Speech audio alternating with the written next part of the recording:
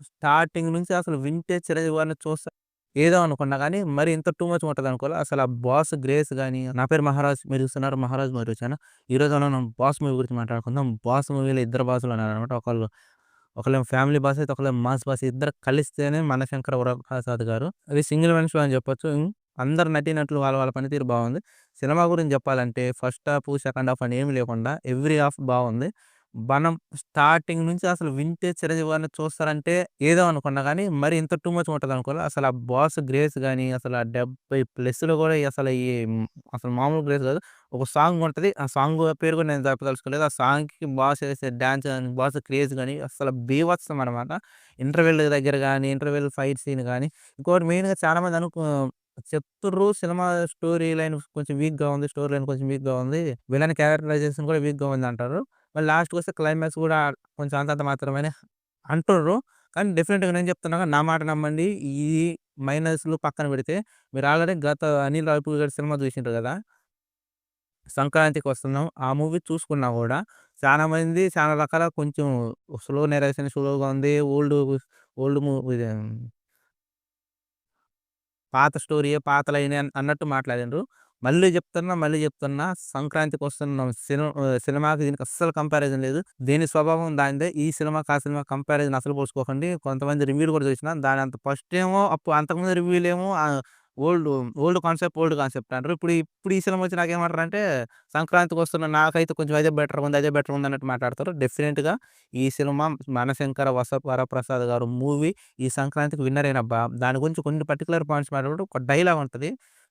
మొగుడు పెళ్ళాల మధ్య గొడవ వచ్చినప్పుడు థర్డ్ పర్సన్ దూరకూడదనేది చానా బావుంటది. అది మీరు థియేటర్‌లో చూసిర్రనుకో ఈ ఒక్క డైలాగ్‌కే కనెక్ట్ అయిపోతారు. పబ్‌లో ఇంకొకటి ఉంటదది. మేబీ నాకు తెలిసి చాలా కాంట్రోవర్సీ కూడా కావచ్చు. ఇంకొకటి మనకి 'భగవంత్ కేసరిలో' గుడ్ టచ్, బ్యాడ్ టచ్ గురించి ఉంటది. ఆ టైప్‌లో ఇది ఉండాలన్నట్టు ఆయన కొంచెం ఆహ్, ప్రెజెంట్ చేసిండు. మేబీ ఫ్యూచర్‌లో దీని గురించి ఏమైనా కాంట్రోవర్సీ అయిద్దేమో నాకైతే అంత ఐడియా అయిద్దేమో అని నేను అనుకుంటున్నా. ఇంకోటి నేను చెప్పేదంటే స్టార్టింగ్‌లో చిరంజీవి గారు 'పీటీ సార్' క్యారెక్టర్‌లో ఏదైతే ఉందో అది చానా బాగుంటదబ్బా! అసలు బోర్ కొట్టకుండా అసలు ఆ 'బాస్' కామెడీ టైమింగ్ గాని, ఆయన గురించి మనం మాట్లాడుకునేంత స్థాయి మనది గాదు. ఓన్లీ 'బాస్ ఈస్ బ్యాక్' అంటే సరిపోద్ది. సినిమా గురించి కూడా అంతే.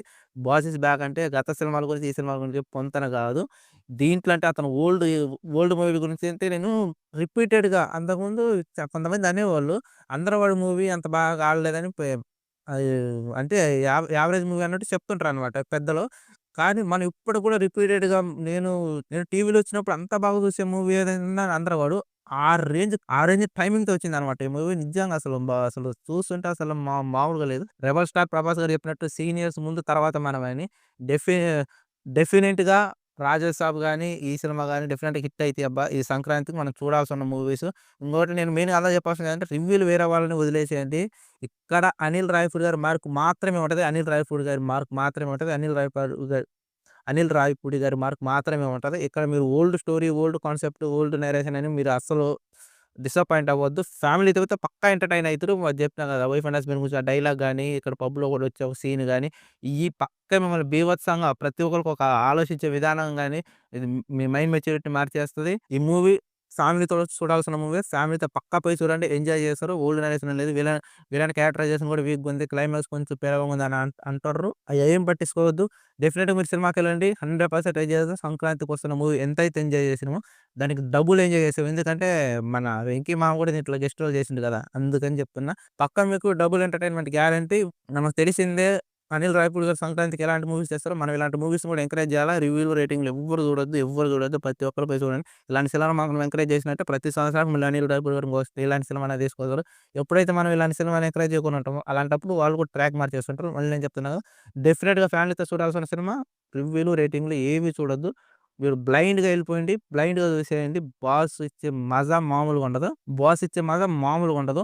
నేనైతే పిచ్చ ఫీక్స్ ఎళ్ళిపోయినా బాయ్స్. నేనైతే పిచ్చగా నచ్చేసింది నాకు ఈ సినిమా. ఎంతగా నచ్చిందంటే అసలు 'బాస్‌ని' గాని, 'వెంకీ మామని' వాళ్ళిద్దరి మధ్య సీన్స్ గాని, 'నయనతార' గారి మధ్య, మన 'బాస్' మధ్య వచ్చే లవ్ ట్రాక్ గాని కొంచెం చిన్నగానే అనిపిస్తది. చాలా బ్యూటిఫుల్‌గా ఉంటది. అలాగే ఉండాలా. ఈ సినిమాకి తగ్గట్టే చేశారు. 'బాస్' క్యూట్ యాక్టింగ్ గాని, అసలు ఆ లవ్ ట్రాక్ కాడ గాని చాలా బాగా అసలు వింటేజ్ 'బాస్‌ని' చూస్తున్నట్టు అనిపించింది. అసలు నాకేంది సేమ్ గతం మూవీలో పెట్టుకుంటే ఇంకా యంగ్‌గా కనిపిస్తారు బాస్. అసలు 70 ప్లస్‌లో కూడా ఇలా ఉండటం అనేది అసల మామూలు మ్యాటర్ కాదు. డెఫినిట్‌గా సినిమా చూడండి. ఇది 100% సంక్రాంతి హిట్ మూవీ. ఎవ్వడి మాటలు నమ్మకండి. Sankranti hit movie. మనశంకర వరప్రసాద్ గారు పేరుకి తగ్గ టైటిలే, టైటిల్‌కి తగ్గ మూవీనే. 100% మీకు కిక్ ఇచ్చేస్తది. బాస్ ప్యాక్డ్ మూవీ ఇది. ఓకే. బాయ్.